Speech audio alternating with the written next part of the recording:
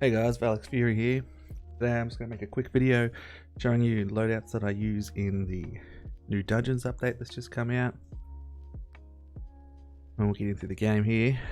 So the main loadout I use is this soldier loadout. Anytime I'm playing by myself or any low level dungeon I can do, so I think the lowest level is like 88, I use this. This is super good. Your minigun's on like a 4-second cooldown. You can take down the monoliths easy. You can kill the bosses easy. You have some movement speed to be able to get through the map fast.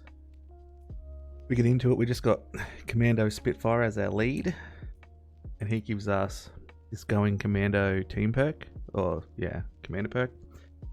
So when he's in your lead, he takes the cooldown of your minigun by 66%. So if you come over to abilities, you can see the cooldown is only 20 seconds, and that's from when you start using it. So you start using it and it immediately goes on a 20-second cooldown, and after 10 seconds it ends. So there should be a 10-second cooldown before you can use it again, but because we've got ain't done yet, our minigun lasts for 5 extra seconds, so lasting for 15 seconds, which leaves us with about a 5-second, 4.5-second cooldown.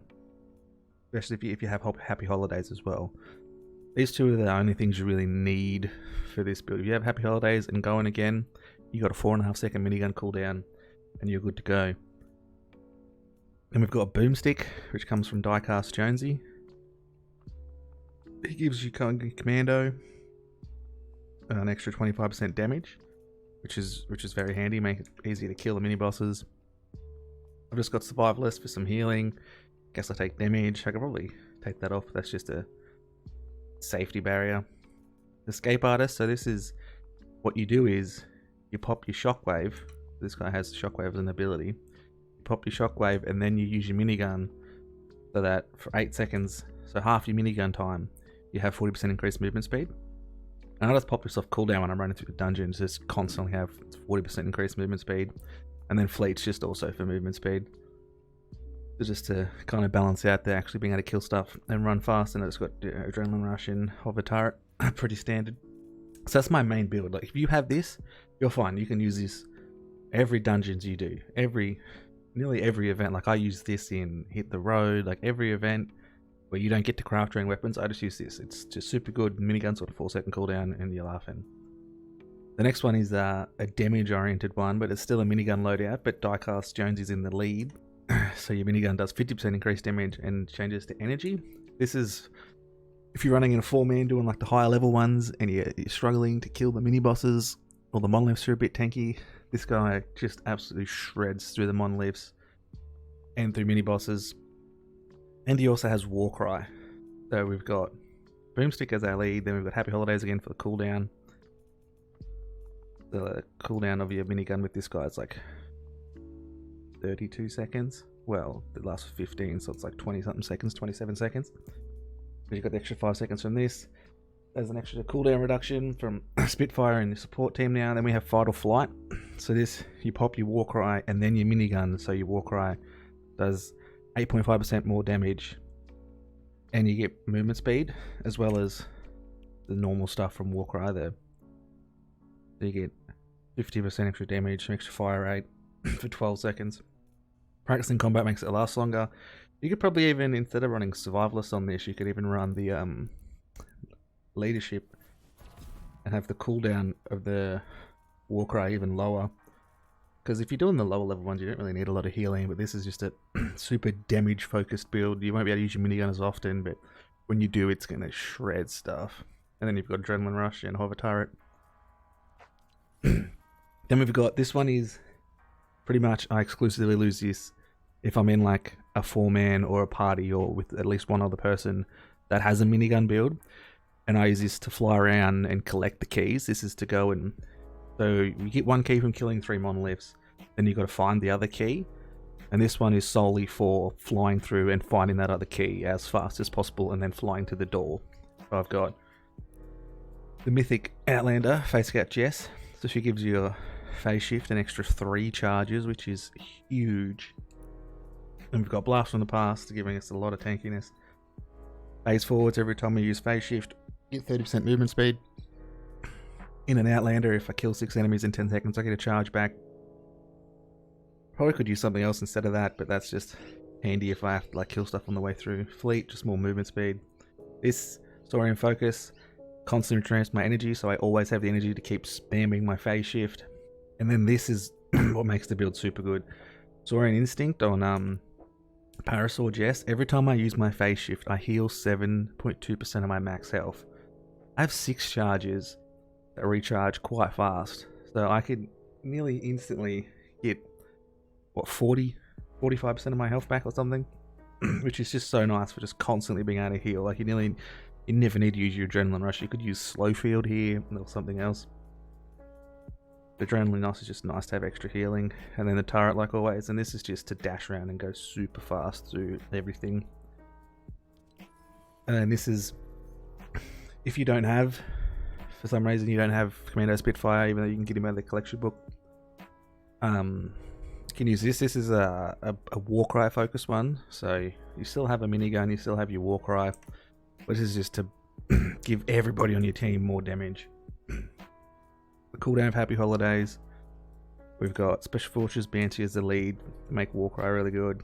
Going again, we get the cooldown reduction on our minigun. Ain't done yet, so it lasts longer. Boomstick for more damage on the minigun. Then we've got Leadership and Practicing Combat for the cooldown and duration of the Warcry. This is just like a support-ish build, while you can still use your minigun.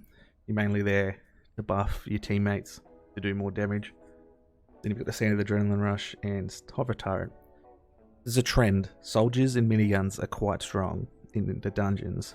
I think this build here is the one everybody loves using. It's everybody's favorite for dungeons. It's Carbide.